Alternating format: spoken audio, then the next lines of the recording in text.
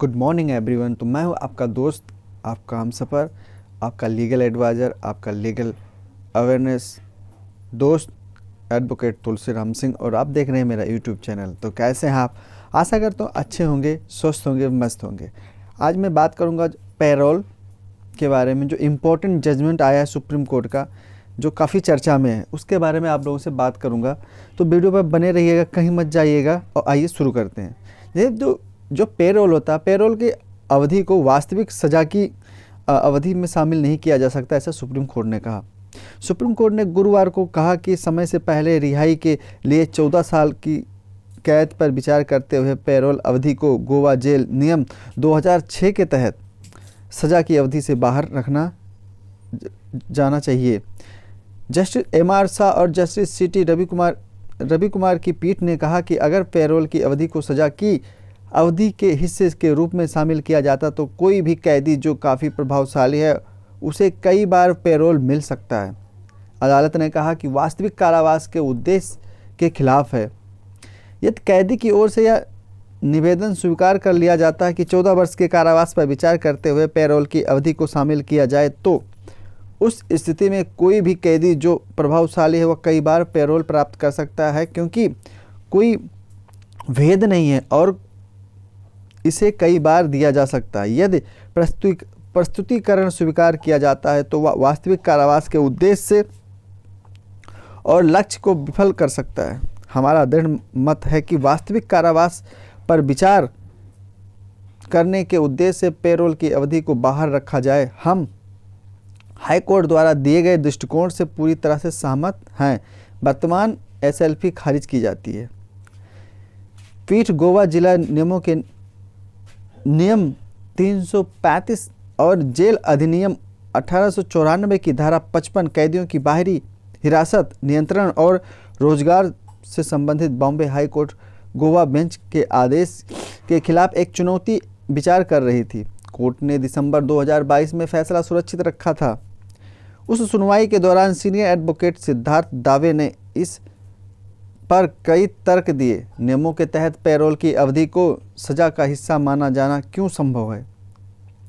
High court इस मामले में यह कहने के लिए नियमों पर निर्भर करता है कि पेरोल को छूट के बराबर नहीं किया जा सकता है। हम छूट के साथ चिंतित नहीं हैं, लेकिन वास्तविक सजा पर विचार आप फरलॉ की अवहेलना कर सकते हैं। बेंच ने कहा कि फरलॉ अधिकार का मामला है, जमानत नहीं है। आमतौर पर इसे दिया जाना चाहिए जब तक कि अपराध की गंभीरता आदि जैसे कुछ असाधारण परिस्थितियां न हो। फरलॉ लंबी अवधि के कारावास के मामले में दी जाने वाली रिहाई है।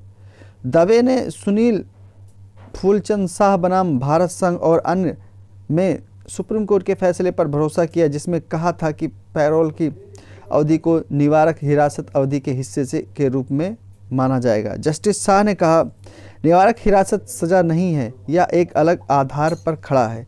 दावे ने कहा, जमानत के विपरीत पेरोल एक निश्चित अवधि के लिए होता है। न्यायालय ने तब पेरोल और फरलॉ के बीच के अंतर को इंगित किया, जहां तक बाद का संबंध है कि हर 2 साल में एक व्यक्ति इसके लिए हकदार है। अदालत ने सुनवाई के दौरान कहा, हालांकि पेरोल कुछ राहत पाने के लिए आरोपी द्वारा किए गए आवेदन पर है। दावे ने तर्क दिया, आपको इस बात पर विचार करना होगा कि जमानत, पेरोल और फरोल का उपयोग कैसे किया जाता है।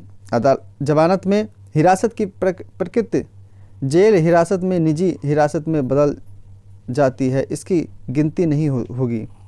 जमानत और पेरोल के अलग अलग अर्थ हैं। फरलॉ में हिरासत की प्रकृति समान रहती है, व्यापक हिरासत समान है। जस्टिस रवि कुमार ने कहा कि और पेरोल पर रिहा होने के दौरान कोई निलंबन नहीं होगा, वस्तुतः यही विवाद हो जाता है। दावे ने कहा, हाँ में जवाब दिया। आपके अनुसार पेरोल की अवधि को शामिल किया जाना, पेरोल के लिए मत पूछो, इसकी गणना नहीं की जाएगी। जस्टिस शाह ने टिप्पणी करते हुए कहा कि सभी राज्यों में प्रथा है कि बेंच ने कहा कि अगर सबमिशन स्वीकार किया जाता है तो कोई कई आरोपी व्यक्ति जो कि शक्तिशाली हैं इसका दुरुपयोग कर सकते हैं।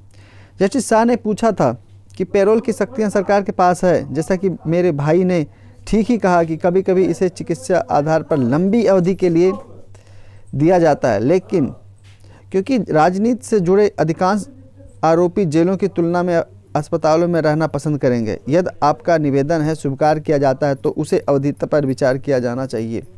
दवे ने तर्क देने की कोशिश की कि पेरोल हमेशा छोटी अवधि के लिए होता है, एक निश्चित अवधि, जिसके बाद अदालत ने कहा कि वह विस्तृत आदेश पारित करेगी। केस का नाम था रोहन घूंघट बनाम गोवाराज और अन्य। दोस्तों को कैसे लगी पेरोल से रिलेटेड आपको ये इन्फॉर्मेशन, ये जजमेंट जो सुप्रीम कोर्ट का जाना माना जजमेंट है। तो आशा करता हूँ आप इस चीज़ को समझ गए होंगे।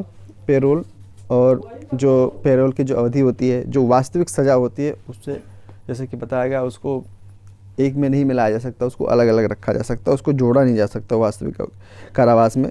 तो आशा करता हूँ आप लोग समझ गए होंगे। मैं फिर मिलूँगा एक नई वीडियो के साथ, तब तक के लिए जय हिंद।